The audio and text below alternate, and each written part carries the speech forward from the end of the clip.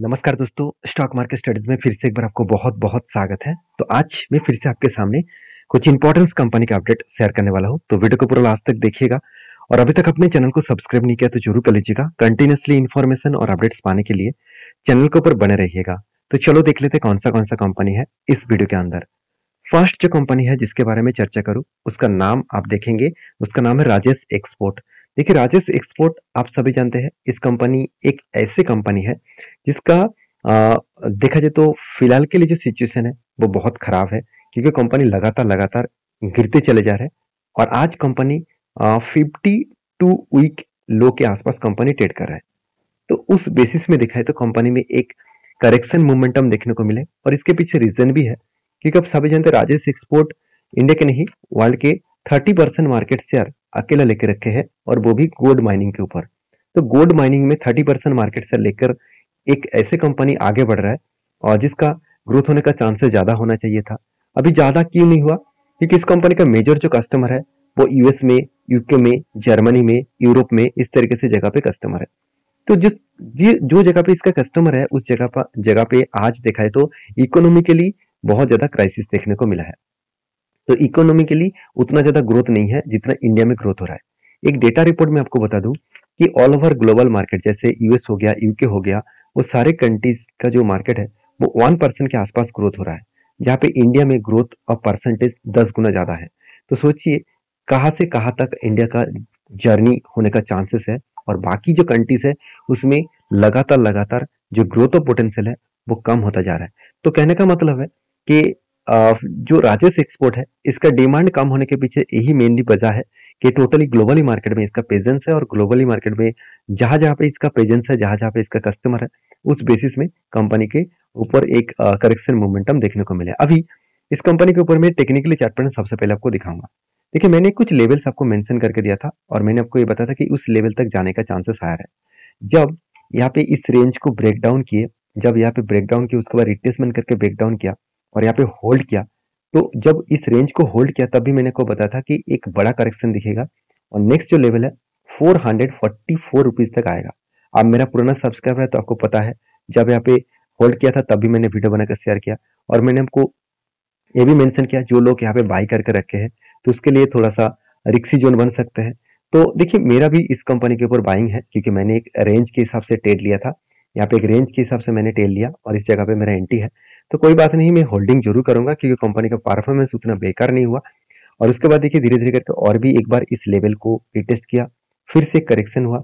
अभी देखिए यहाँ पे जो जिस तरीके से यहाँ पे करेक्शन फिर से हो रहा है, मुझे लगता है और एक बार फॉल होने का चांसेस है और यहाँ पे फाइनली जो इसका स्ट्रांगली सपोर्ट है, स्ट्रांगली सपोर्ट जोन है, सपोर्ट कम डिमांड जोन है, तो उसी जगह पे आने का चांसेस है और जो लेवल है वो 240। और यहाँ पे अगर आएगा, इस जगह पे आएगा तो मैं जितना क्वांटिटी यहाँ पे ऐड किया हूँ उतना ही क्वांटिटी फिर से मैं यहाँ पे एवरेज करने वाला हूँ।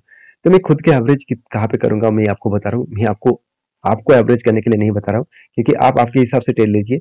और अभी ये देखना है कि इस लेवल को मैंने क्यों स्ट्रांगली एक सपोर्ट और डिमांड मतलब सपोर्ट जोन कम डिमांड जोन क्यों बता रहा हूँ, क्योंकि यही जगह पे ब्रेकआउट करने के बाद एक लंबा सा और धमाका परफॉर्मेंस हुआ था। तो अभी मुझे लगता है कि इसी जगह पे आने का चांसेस है, क्योंकि जिस तरीके से करेक्शन हो रहा है वो इजीली इस लेवल को हिट कर सकते हैं। बाकी आपके क्या राय है जरूर कमेंट्स करना, क्योंकि कंपनी की जो परफॉर्मेंस है उसमें आपको बहुत ज्यादा कमियां देखने को मिलेगा। ऑलमोस्ट 50% से भी ज्यादा कंपनी का सेल्स डाउन हो चुके हैं और जिसके चलते प्रॉफिट मार्जिन करीबन 10 टाइम्स कम हो चुके हैं। 10 टाइम्स के आसपास मैं जरूर कहूंगा, 10 टाइम्स ना हो, 373 करोड़ से 45 मतलब 45 के करोड़ के आसपास प्रॉफिट हुआ।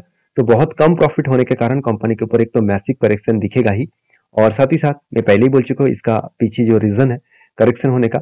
और देखिए मैं एक पॉइंट मुझे यहाँ पे अच्छा लगा कि इतनी करेक्शन होने के बाद भी, इतने सेल्स प्रॉफिट डाउन होने के बाद भी इंस्टीट्यूशन ने क्या किया, उसको होल्डिंग को कंटिन्यू कर रहा है। अभी ये देखना है कि दिसंबर मंथ का रिजल्ट किस तरीके से आते हैं। अगर दिसंबर मंथ फिर से रिकवरी करे तो फिर से वहां से जर्नी अप 10 होने का चांसेस रहेगा। अगर दिसंबर मंथ में भी सेल्स कंपनी का प्रॉफिट कम देखने को मिले और इंस्टीट्यूशन भी कंटिन्यू ना रहे तो एक और भी फॉल देखने को मिल सकता है। बाकी क्या होगा क्या नहीं होगा वो तो आपको बाद में पता चलेगा। फिलहाल के लिए इस कंपनी के ऊपर आपके क्या डिसीजन है मुझे जरूर कमेंट्स करके बताना। नेक्स्ट जो कंपनी उसका नाम है एक्साइड इंडस्ट्रीज लिमिटेड। देखिए एक्साइड कंपनी के ऊपर एक लगातार धमाका देखने को मिला कोविड के बाद। अगर मैं कोविड के टाइम के इस कंपनी के टेक्निकली चार्ट पैटर्न्स के बारे में बात करूं तो कोविड के टाइम में इसका जो प्राइस था करीबन करीबन आप देख सकते हैं सिर्फ 125 के आसपास था। 125 रुपीज के आसपास इसका कोविड के टाइम में प्राइस था और आज कहां तक चला गया। आज कंपनी का प्राइस बन चुके हैं करीबन 350 के आसपास, 330 रुपीज के आसपास। तो 125 से 303 इसका मतलब आपका फंड 2x से भी ज्यादा कर दिया, 2 गुना से भी ज्यादा कंपनी कर चुके हैं। तो कहने का मतलब है कि अगर कंपनी के ऊपर भरोसा है और कंपनी के बिजनेस के ऊपर भरोसा है और फ्यूचर का विजन क्लियर है तो उस कंपनी कभी ना कभी रिकवरी करेगा। इस कंपनी के ऊपर एक ट्रेड बना था कुछ यहाँ पे देखिए कफ विद 100 पैटर्न्स बना और मैंने इस तरीके इस जगह पे एंटी आपको टेलीग्राम में मेंशन भी किया था, तो इसलिए मैं बार बार बोलता हूँ अगर आप टेक्निकली चार्ट पैटर्न को सीखना चाहते हैं, सीख कर काम करना चाहते हैं, ऐसे नहीं कि मैंने ट्रेड खुद लिया और जो टेक्निकली चार्ट पैटर्न आपके साथ शेयर किया आप कल ही जाकर ब्लाइंडली उसके ऊपर बाय कर लेंगे, ऐसे बिल्कुल मत करिए क्योंकि हर किसी का अलग अलग ओपिनियन होता है और मैं किसी कंपनी के ऊपर कोई भी टिप्स नहीं दे रहा हूँ कि आपको बाय करना है। आपको अगर बाय करना है तो आपके ओपिनियन के हिसाब से, आपके रिस्क के हिसाब से करिए। मेरे तरफ से हर चीजों को आपको सिखाने के लिए सारे वीडियोस में लेके आता हूँ।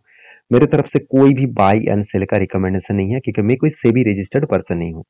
तो इस कंपनी के ऊपर टेक्निकली चार्ट पैटर्न बनने के बाद फाइनली ब्रेकआउट हुआ और ब्रेकआउट कंफर्मेशन भी यहाँ पे हो चुके थे और देखिए धीरे धीरे करके कंपनी क्या क्या ऊपर गया, यहाँ पे थोड़ा सा होल्ड किया और फाइनली यहाँ पे क्या किया, टारगेट को अचीव किया।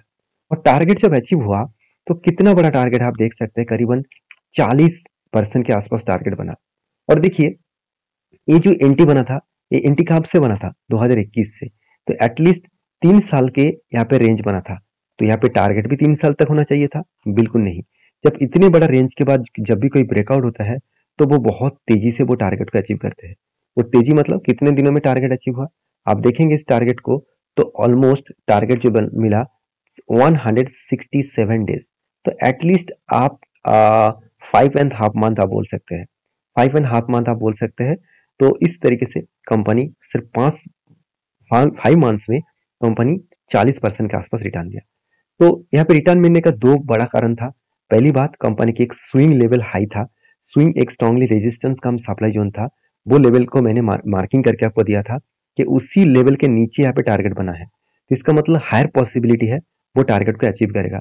जब भी आप कुछ इस तरीके से पैटर्न्स को ढूंढ रहे हैं आप सबसे पहले देख लेना जो टारगेट बन रहा है, ये जो रेंज का जो टारगेट बन रहा है क्या वो टारगेट प्रीवियस स्विंग हाई के नीचे बन रहा है।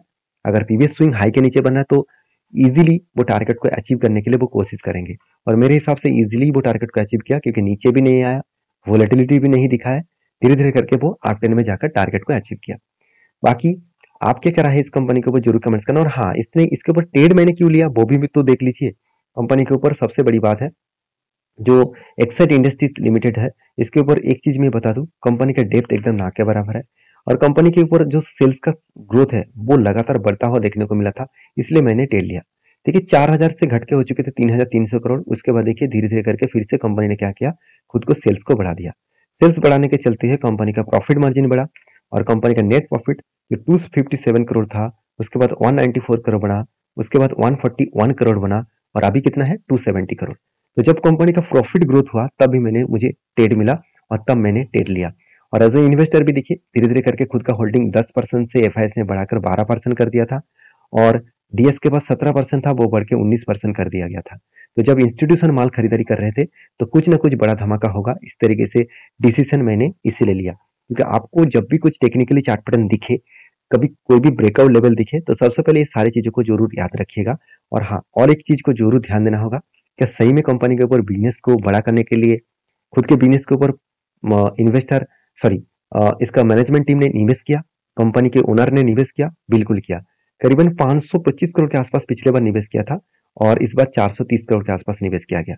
तो जब कंटिन्यूअसली बिजनेस के ऊपर निवेश किया जा रहा है तो कुछ ना कुछ तो बड़ा धमाका होने का चांसेस है। और मैंने एक वीडियो बना के भी आपको शेयर किया कि कंपनी को लगातार बैटरीज के ऊपर प्रोजेक्ट मिलते जा रहा है, तो जिसके चलते कंपनी का ग्रोथ होने का चांसेस और भी बढ़ जाएगा। तो एक्साइड इंडस्ट्रीज के ऊपर मेरे लॉन्ग टर्म के भी होल्डिंग है और स्विंग ट्रेडिंग जब बनता है तब मैं ट्रेड भी लेता हूँ। आप किस तरीके से ट्रेड करते हैं मुझे जरूर कमेंट्स करके बताना। और इस तरीके से डिटेल एनालिसिस जानना चाहते हैं तो मुझे कमेंट्स करिए, आप जिस कंपनी के ऊपर कमेंट करेंगे उसके ऊपर मैं जल्द से जल्द वीडियो जरूर लेके आऊंगा। थोड़ा सा अगर लेट हो तो माफी चाहूंगा, मैं थोड़ा सा टाइम लेकर आपके वीडियो जरूर लेके आऊंगा। आप मेरे वीडियो देखते रहिए, मेरे चैनल के ऊपर बने रहिए और फटाफट चैनल को सब्सक्राइब और वीडियो को लाइक भी कर दीजिए। नेक्स्ट जो कंपनी उसका नाम है लाइफ इंश्योरेंस कॉर्पोरेशन लिमिटेड। देखिए LIC इस कंपनी के ऊपर हर किसी का नजर है कि इस कंपनी इतना बड़ा तो कंपनी है, कोई छोटा मोटा कंपनी है, 5,40,000 करोड़ के आसपास इसका मार्केट कैप है। तो कंपनीज के ऊपर एक वीकनेस पॉइंट है, जो वीकनेस पॉइंट को कवर करने के लिए मतलब कंपनी के जो ओनर, एक्चुअली इसका ओनर कौन है, गवर्नमेंट। तो गवर्नमेंट ने एक डिसीजन लिया, तो इस कंपनी को ऑनलाइन प्लेटफॉर्म को लेके जाएंगे। आज देखा जाए तो इस लाइफ इंश्योरेंस कॉर्पोरेशन के अंडर जितने सारे मतलब इस सेक्टर में जितने सारे देखा जाए तो इस कंपटीटर है, उस कंपटीटर जैसे ICICI potential, ICICI Lombard, general insurance, ये गवर्नमेंट कंपनी छोड़ दीजिए, और HDFC लाइफ, SBI लाइफ, तो सारे कंपनीज क्या कर रहे हैं, टोटली ऑनलाइन प्लेटफॉर्म को लेके चले गए।